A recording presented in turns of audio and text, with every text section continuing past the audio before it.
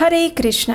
कार्तिक मास के इस पावन अवसर पर आने वाली इस पवित्र वैकुंठ चतुर्दशी की आप सबको बहुत सारी शुभकामनाएं। हमारे प्राचीन ग्रंथों में कहा गया है कि कार्तिक मास के शुक्ल पक्ष की चतुर्दशी, जिसे वैकुंठ चतुर्दशी के नाम से भी जाना जाता है, उस दिन किए गए आध्यात्मिक कार्य मनुष्य को 1000 गुना अधिक फल प्रदान करते हैं। तो आइए आज के इस सुंदर और पावन अवसर पर हम श्रवण करते हैं कार्तिक मास की इस विशेष वैकुंठ चतुर्दशी से जुड़ी हुई पौराणिक कथा का। एक दिन देवर्षि नारद मुनि के सहित सभी देवतागण भगवान श्री हरि के पास गए। उन्होंने भगवान श्री हरि का विधि विधान पूर्वक पूजन किया, उनकी स्तुति की और पुरुष सूक्त मंत्र द्वारा उन्हें प्रसन्न करने का प्रयास किया। जब देवताओं की इस प्रकार की गई पूजा विधि से भगवान श्री हरि प्रसन्न हुए तो उन्होंने देवताओं से पूछा, हे देवतागण, आप सबका स्वागत है, बताइए मैं आपकी क्या सेवा कर सकता हूँ। तब सभी देवताओं ने भगवान श्री हरि से कहा, हे प्रभु, हमारे मन में एक जिज्ञासा है,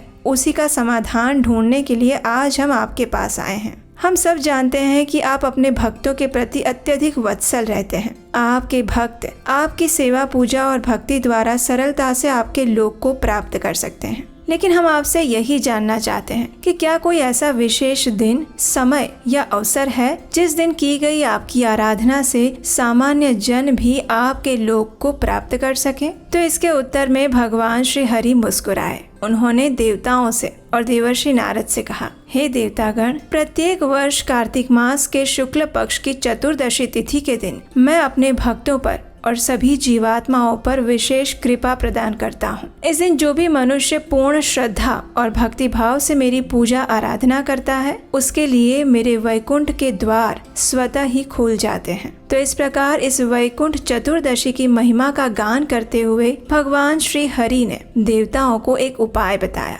जिसका सीधा संबंध था वैकुंठ चतुर्दशी के साथ। और इसीलिए इस वैकुंठ चतुर्दशी के दिन भगवान श्री हरि की सेवा, पूजा और आराधना करने से वे हमें उनके दिव्य धाम की प्राप्ति करवाते हैं। अन्य एक प्राचीन कथा के अनुसार एक समय भगवान श्री विष्णु भगवान शिव की पूजा आराधना करने के लिए वाराणसी गए थे। वहां जाकर उन्होंने एक यज्ञ संकल्प लिया, जिसके अनुसार भगवान श्री विष्णु भगवान शिव को प्रसन्न करने के लिए 1000 कमल पुष्प अर्पित करके उनकी स्तुति कर रहे थे। भगवान श्री विष्णु की इस भक्ति को देखने और उसकी परीक्षा लेने के लिए भगवान शिव ने उनके 1000 कमल पुष्पों में से एक पुष्प को चुरा लिया। अब जब भगवान श्री हरि पूजा कर रहे थे तो उन्होंने देखा कि इन 1000 पुष्पों में से एक पुष्प कम है, और जब वो अंतिम पुष्प चढ़ाने की बारी आई तो उन्हें वो एक कमल का पुष्प नहीं मिला। अब ऐसे समय में भगवान श्री हरि ने सोचा कि मुझे कमलाक्ष भी कहा जाता है, यानी मेरे नेत्र कमल के समान हैं, तो क्यों न मैं अपने नेत्र को ही कमल के स्वरूप में भगवान शिव को अर्पित कर दूं।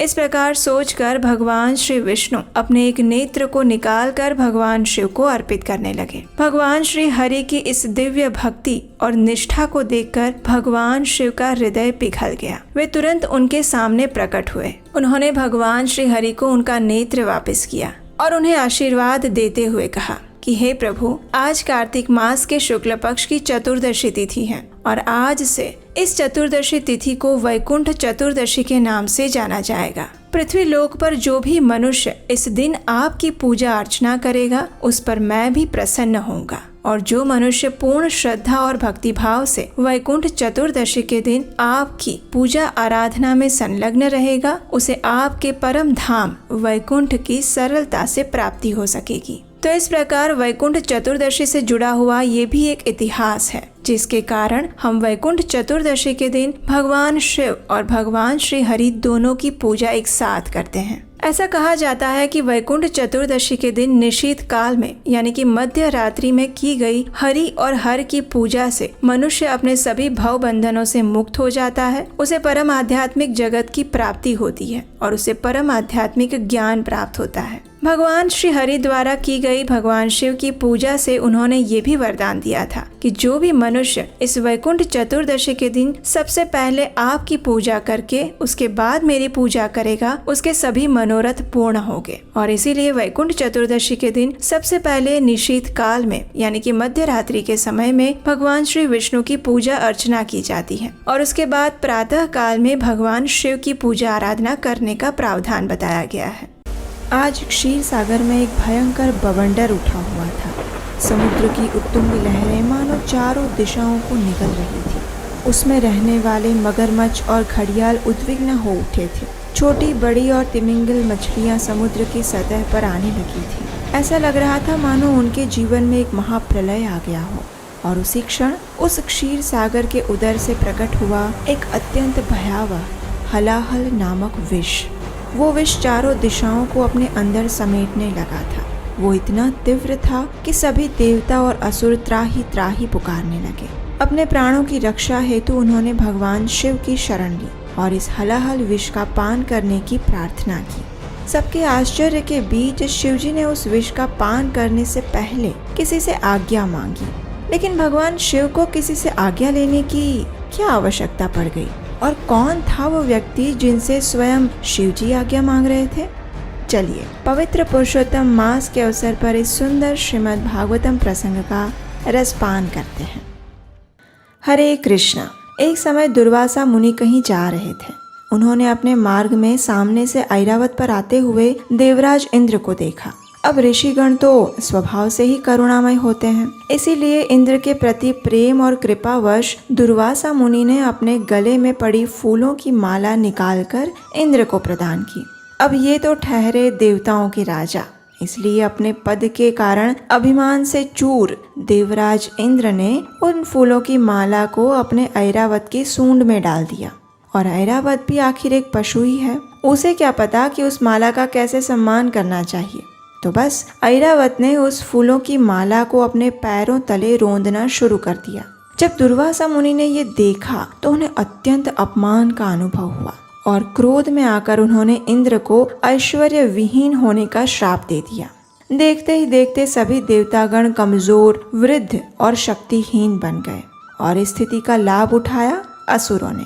अपने अस्त्र शस्त्र से सज्ज होकर असुरों ने देवताओं पर आक्रमण कर दिया। दोनों के बीच घमासान युद्ध हुआ और उसमें देवताओं की बुरी तरह से पराजय हो गई। अब संपूर्ण ब्रह्मांड में असुरों का वर्चस्व फैल चुका था। यज्ञ, अनुष्ठान आदि सब बंद हो गए। चारों ओर अंधकार और संकट छा गया और इस स्थिति को सुधारने के लिए सभी देवतागण एकत्रित होकर सुमेरु पर्वत की चोटी पर ब्रह्मा जी के निवास स्थान पर गए। जब ब्रह्मा जी ने देवताओं को इस प्रकार कष्टदायक स्थिति में देखा तो उन्हें इस सृष्टि की चिंता होने लगी। उन्होंने देवताओं से कहा, चूंकि पूर्ण पुरुषोत्तम भगवान विष्णु हम सब के आदि पिता हैं, इसलिए आओ हम सब मिलकर उनका आश्रय लेते हैं। वे अवश्य ही हमें इस संकट से निकलने का मार्ग प्रशस्त करेंगे। इस प्रकार देवताओं के साथ ब्रह्मा जी पहुंच गए क्षीर सागर के तट पर। और आप तो जानते ही हैं कि क्षीर सागर में श्वेत द्वीप है और वही है भगवान विष्णु का निवास स्थान। भगवान की कृपा की याचना करते हुए ब्रह्मा जी उनकी स्तुति करने लगे। अवेक्रियं सत्यमनन्तमाध्यं गुहाशयं निष्कलमप्रतर्क्यं मनोग्रयाणां वचसा निरुक्तं नमामहे देववरं वरेण्यम। हे पूर्ण पुरुषोत्तम परम भगवान, आप प्रत्येक वस्तु के स्रोत हैं। आप सर्वव्यापी एवं समस्त भौतिक गुणों से परे हैं। आप प्रत्येक जीव के एकमात्र स्वामी हैं और सबके द्वारा वंदनीय हैं। हम आपके चरण कमलों में प्रणाम करते हैं। हे प्रभु, आपसे कुछ भी अज्ञात नहीं है, इसलिए हे भगवान, चूंकि हम नहीं जानते कि हमारा श्रेय किसमें है, इसलिए आप हमें ऐसे साधन प्रदान करें जो हमारे उद्धार के लिए अनुकूल हो। इस प्रकार ब्रह्मा जी की प्रार्थना से प्रसन्न होकर भगवान नारायण उन सभी देवताओं के समक्ष प्रकट हुए। उनके शरीर से निकलने वाला प्रकाश हजारों सूर्य के प्रकाश को भी मात देने वाला था। धीरे धीरे भगवान के पीत वस्त्रों से सुसज्जित श्यामल वर्ण छवि देवताओं के सामने प्रकट होने लगी। भगवान के दर्शन करते ही सभी देवताओं ने उन्हें दंडवत प्रणाम किए और फिर भगवान विष्णु ने देवताओं को संबोधित करते हुए कहा, हे लोकपालों, अब ध्यान पूर्वक मेरी बात सुनो। इस समय काल तुम्हारे पक्ष में नहीं है, इसलिए ऐसी स्थिति में अच्छा होगा कि तुम असुरों के साथ संधि कर लो। उनसे संधि करके तुम इस क्षीर सागर का मंथन करो और अमृत प्राप्त करने का प्रयास करो। अमृत पीकर मृत्यु शैया पर गिरा हुआ व्यक्ति भी जीवित हो उठता है। सबसे पहले क्षीर सागर में विभिन्न प्रकार की सब्जियां, घास, लताएं और औषधियां डालो। उसके बाद मेरी सहायता से तुम मंदार पर्वत को बिलौनी तथा वासुकी सर्प को रस्सी के रूप में प्रयुक्त करके सावधानी पूर्वक क्षीर सागर का मंथन करो। यद्यपि इस मंथन में तुम्हारे शत्रु असुर भी कठोर परिश्रम करेंगे, लेकिन मेरी कृपा से अंत में अमृत की प्राप्ति तुम्हें ही होगी। मंथन के दौरान अनेक वस्तुएं प्रकट होंगी और यदि असुर उनमें से किसी भी वस्तु की इच्छा करें तो तुम उनसे वाद विवाद किए बिना उन्हें वो दे देना।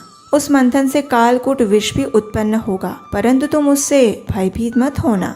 और जब मंथन में विभिन्न भव्य वस्तुएं निकले तो तुम लालची मत बनना। सावधानी पूर्वक मात्र अपने लक्ष्य अमृत पर ही ध्यान केंद्रित रखना।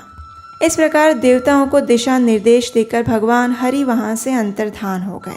अब देखिए, भगवान की आज्ञा पाकर देवराज इंद्र अपने साथ कुछ देवताओं को लेकर असुर राज बलि के पास पहुंच गए। अब जैसे ही असुरों ने देवताओं को देखा तो वे उन पर आक्रमण करने के लिए तैयार हो गए, लेकिन बलि महाराज समझदार और गंभीर थे। उन्होंने अपने घर आए देवताओं के शांत चित्त को देख लिया था, इसलिए उन्होंने उत्तेजित असुरों को शांत किया और इंद्रदेव के साथ संधि करने लगे। देवताओं ने भगवान विष्णु का परामर्श बलि महाराज और अन्य असुरों को कह सुनाया।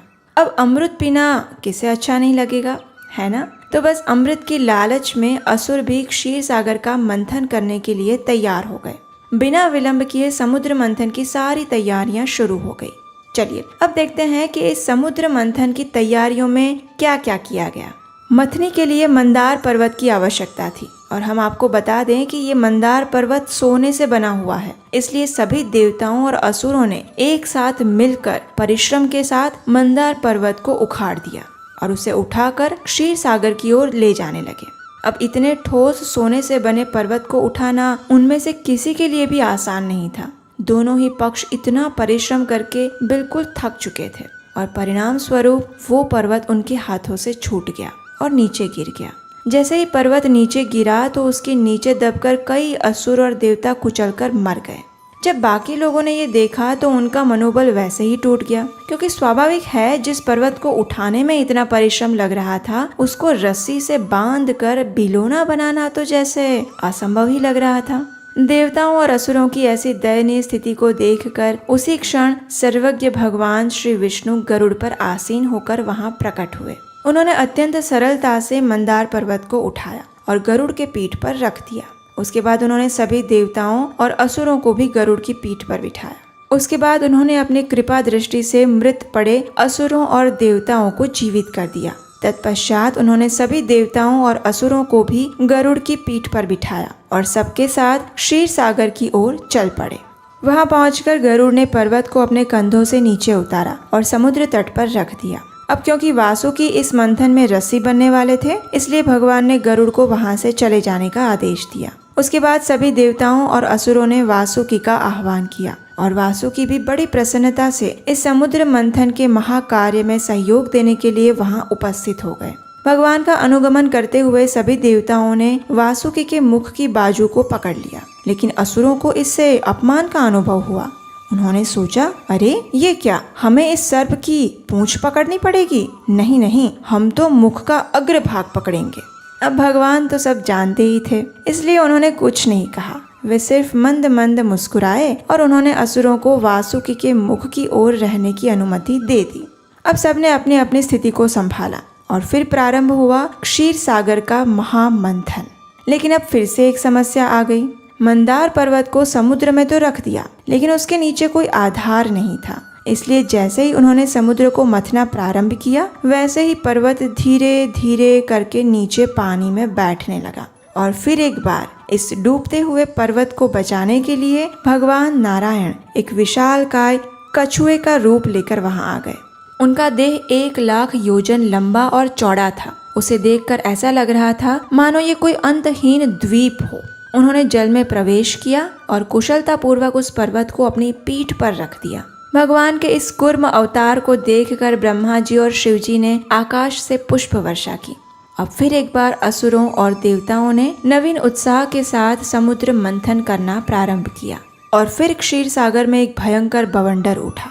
घर्षण के कारण रस्सी बने वासुकी की स्थिति अत्यंत संवेदनशील हो गई। उसके हजारों मुख से अग्नि और धुआं निकलने लगा, और क्योंकि असुरों ने वासुकी के मुख की ओर रहना पसंद किया था, इसलिए इस अग्नि और धुएं के कारण उनके मुख और वस्त्र काले पड़ गए। इससे असुरों और देवताओं की शक्ति भी क्षीण होने लगी। ये देखकर भगवान की कृपा से आकाश में बादल भर आए और वर्षा होने लगी। शीतल वायु बहने लगी और असुरों तथा देवताओं को कुछ राहत का अनुभव हुआ। अब देखिए, इतना परिश्रम करने के बाद, और वो भी इतने लंबे समय तक करने के बाद भी समुद्र में से कुछ भी नहीं निकला। इसलिए भगवान श्री विष्णु फिर एक बार उनकी सहायता के लिए आ पहुँचे। भगवान अजित ने उस समुद्र को इतने वेग से मथना शुरू किया कि समुद्र की सभी मछलियां सतह पर आने लगी, और फिर उस समुद्र के उदर से भयंकर हलाहल विष प्रकट हुआ।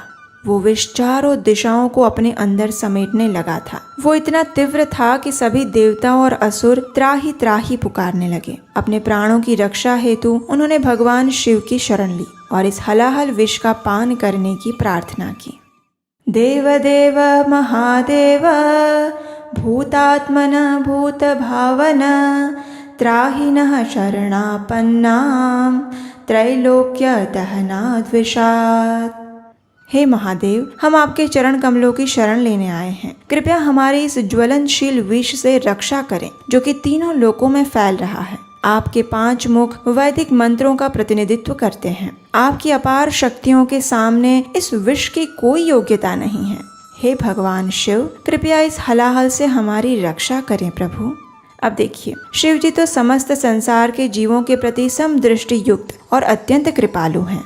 जब उन्होंने देखा कि यह हलाहल इस सृष्टि का संहार कर रहा है, तो उन्होंने जीवों के कल्याण हेतु उसे पीने का निर्णय लिया। लेकिन उससे पहले वे गए माता पार्वती के पास, और उनके पास जाकर उन्होंने अपनी पत्नी से अनुमति मांगी। शिव जी ने कहा, हे भवानी, जरा देखो, क्षीर सागर के मंथन से उत्पन्न इस विष ने संपूर्ण जगत को संकट में डाल दिया है। इन सब प्राणियों का संरक्षण करना मेरा कर्तव्य है, इसलिए मुझे इस विष का पान करने की अनुमति दो।